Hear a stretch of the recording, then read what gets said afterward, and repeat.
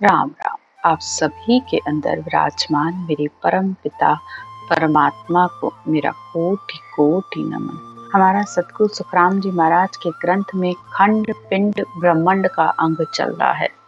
कल शिष्य ने जब ये पूछा था कि मुझे बहुत आश्चर्य है कि आप कहते हो कि जो बाहर खंड में है वो सब इस पिंड में है और इस पिंड यानी शरीर के द्वारा ही उस सारे ब्रह्मांड को भी अंदर ही देखा जा सकता है। तो मुझे इस बात पर बहुत आश्चर्य है कि उसको कैसे देखा जा सकता है। तो जब तक संतों का केवल ज्ञान नहीं मिलता है तब तक इस पिंड की खोज भी नहीं की जा सकती। जाना ही नहीं जा सकता है कि जो ब्रह्मांड बाहर है वो सारा अंदर है। जैसे जैसे ज्ञान बुद्धि पर बैठता है, गुरु विधि बैठती है, वैसे वैसे ये सब कुछ समझ में आने लगता है।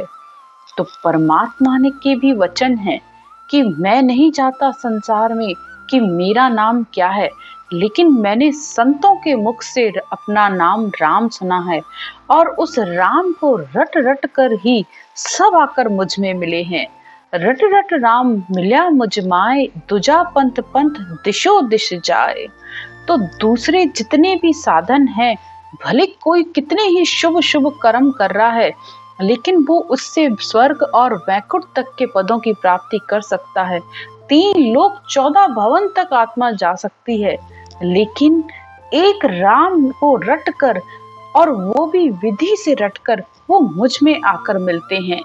संसार में अनेक ही मत हैं, अनेक ही संप्रदाय हैं, अनेका ही अनेक मत, अनेका ही पंथ, मिले मुझ माए जको पंथ सत।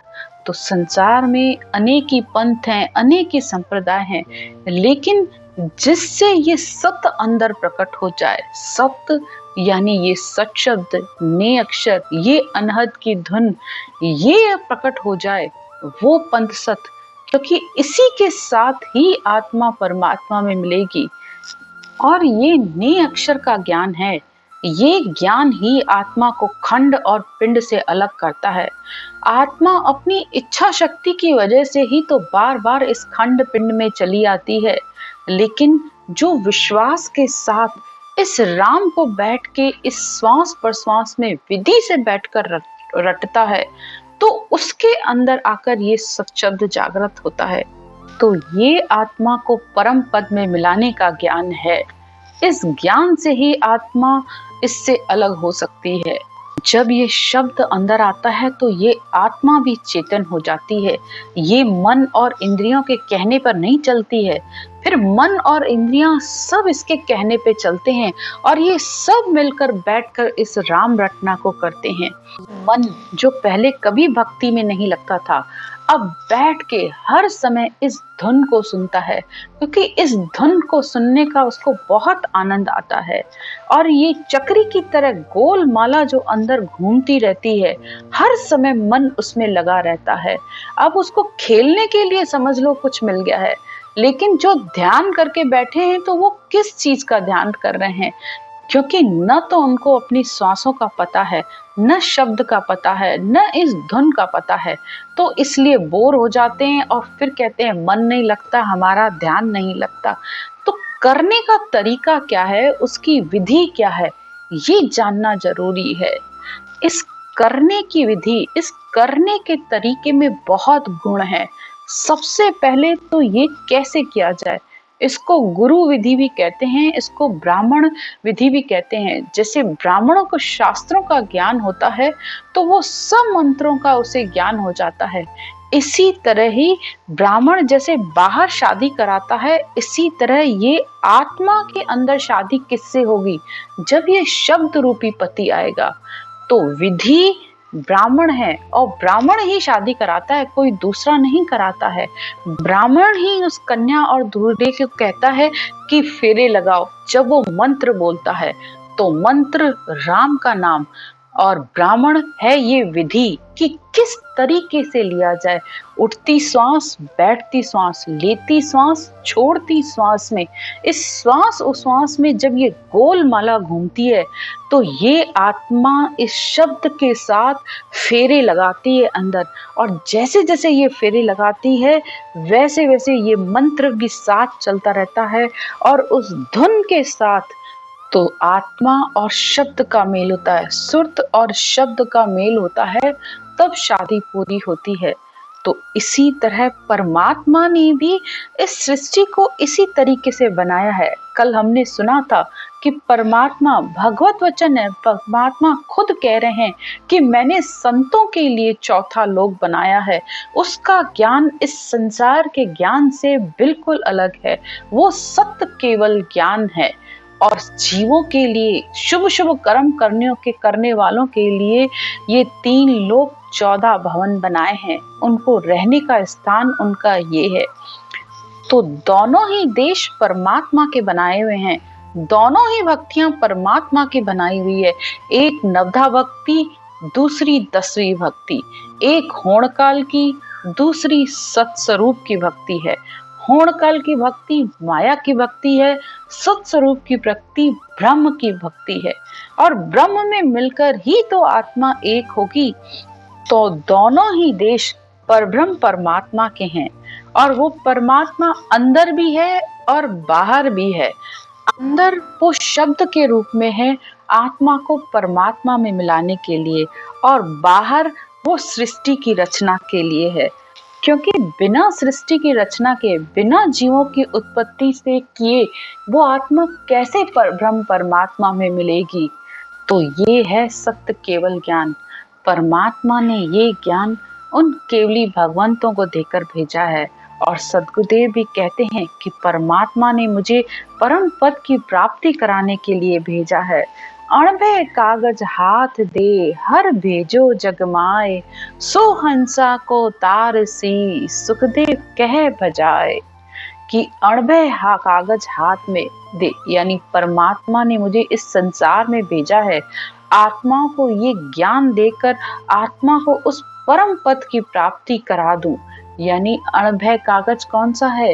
ये सदगुरु विधि के द्वारा राम रटने पर जो नए अक्षर आता है, वो परमात्मा ने मुझे ताकत देकर भेजा है, ताकि इस संसार की हंसवती आत्माएं उस परमात्मा में मिलकर एक हो जाएं। ने अक्षर ओ नाम जगाओ, सो साहिब का होई। तो जो परमात्मा का खास निज नाम है वो ये ने अक्षर है, ये शब्द धुन है, ये आवाज है। ये अंदर जागृत होगी तब ही ये आत्मा परमात्मा की बन पाएगी। और नाम सब ही माया का, जासु मोख न होई। और जितने भी संसार के नाम हैं वो सिर्फ माया के उपाय हैं, उनसे मोक्ष प्राप्ति नहीं होती है। तो इसलिए संसार के ज्ञान में उलझकर मत रह जाओ, भूलो मती और भरमा माए, रट निज नाम सता संग जाए। तो भूल मत करो, केवली संतों का संगत करके और विधि से इस राम नाम को रटो, तो उसका संग तुम कर पाओगे, इस शब्द का संग कर पाओगे। आगे सद्गुरुदेव कहते हैं, मैं ही गुरु संत मैं ही सत्य स्वरूप, जाने यह दोनों रूप अनूप। गुरु पद की प्राप्ति कराने वाले केवली संत मेरे ही रूप हैं, और वो सत स्वरूप का पद है वो भी मैं ही हूँ। इसीलिए उन दोनों रूपों को, उस दोनों का वर्णन नहीं किया जा सकता। ये परमात्मा के वचन है कि मैं जिन संतों को संसार में भेज रहा हूँ वो मेरा ही रूप है, और वो तुम्हें मुझ में मिलाने का ही कार्य करेंगे। धरी में ए संता की दे, बरसे बादल जो में। जिस तरह बिना बादल के बारिश नहीं हो सकती, इसी तरह संसार में बिना ज्ञान के उपदेश परमात्मा को नहीं पाया जा सकता। तो इसीलिए परमात्मा कहते हैं कि मैंने संतों के रूप में ये देह धारण की है, और इन संतों को वो कल और बल, वो ताकत देकर मैंने भेजा है। तो तुम इस ज्ञान को धारण करके मेरे पास आ जाओ। धर्यो बप जीव चितामण काज, गुरु एक संत हमारो ही साज। परमात्मा कहते हैं कि मैंने जीवों को चिताने के लिए ही सता रूप में इन संतों के अंतर में प्रकट होता हूँ। सता यानी इस शब्द धुन के रूप में मैं उनके अंदर प्रकट होता हूँ। और जब वो इस ज्ञान का उपदेश देते हैं कि इस सुरता इस सत्य शब्द को कैसे जानेगी, जब वो ज्ञान देकर मैं भेजता हूँ, तब ये आत्माएं चेतन होती हैं और आकर मुझ में मिलती हैं। बोले मुख साध हमारी बाण, तो संतों के मुख से जब ये उपदेश होता है, ऐसे संत जीव जगावे आण, तो जब ऐसे केवली भगवंत संत आकर संसार में उपदेश करते हैं, तो अनंत जीव आत्माएं जागती हैं, चेतन होती हैं और उस परमात्मा में मिलती हैं। आगे भी अनंत गए, आज भी अनंत ही जाएंगे, क्योंकि मोक्ष का रास्ता कभी बंद नहीं होता है। भले केवली संत नहीं है, लेकिन आज उनके ज्ञान को सुन सुनकर पढ़ पढ़कर इस राम नाम की भक्ति से अनेकों के अंदर वो शब्द की जानकारी हो रही है, ये शब्द धुन आवाज ये प्रकट हो रही है और इसके साथ अनंत ही संत मोक्ष में जाएंगे। आगे परमात्मा कहते हैं, उदारो हूँ तारो हूँ करूं मैं साय, राखो हूँ बिड़द संता को जगमाए। जीवों को तारना, उधारना, सहायता करना सब परमात्मा का काम है। साहेब जीरी आत्मा आन संभाली राम, ये राम जी की आत्मा है और राम जी ही इसे संभालेंगे। तुम चिंता मत करो, क्योंकि वो उस परमात्मा ने भेजा है तो सोचेगा भी, वो सब कुछ हमारे लिए करेगा। अगर तुम ये सोच रहे हो कि मेरे किए से कुछ होगा, तो तेरे किए तो कुछ होवत नाही। अजगर करे न चाकरी, पक्षी करे न काम। तो कोई अजगर या कोई जानवर काम नहीं करता है, लेकिन परमात्मा उसको भी रोटी देता है। पक्षी भी कोई काम नहीं करते हैं, तो परमात्मा उनके लिए भी दाने की व्यवस्था करता है। तो क्या तुम राम जी का नाम लोगे, परमात्मा की शरण लोगे, तो क्या वो परमात्मा तुम्हें नहीं तारेगा? बिल्कुल तारेगा। तारेगा तैतीक सतगुरु तारेगा। निश्चित तौर पर ये आत्मा परमात्मा के नाम से तरेगी। और ये बिड़द परमात्मा ने बस संतों के मुख से बुलवाया है, यानी परमात्मा ने संतों के रूप में उनके मुख से ये उपदेश होता है।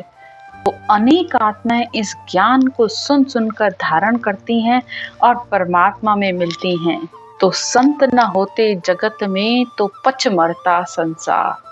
तो संसार में परमात्मा ने संतों के अंदर वो ज्ञान, वो शब्द दिया है जिससे अनेक आत्माएं तरेंगी। तभी तो संत कहते हैं कि हे परमात्मा, मेरा तो सिर्फ नाम हो रहा है, काम सब कुछ हे परमात्मा तू करता है।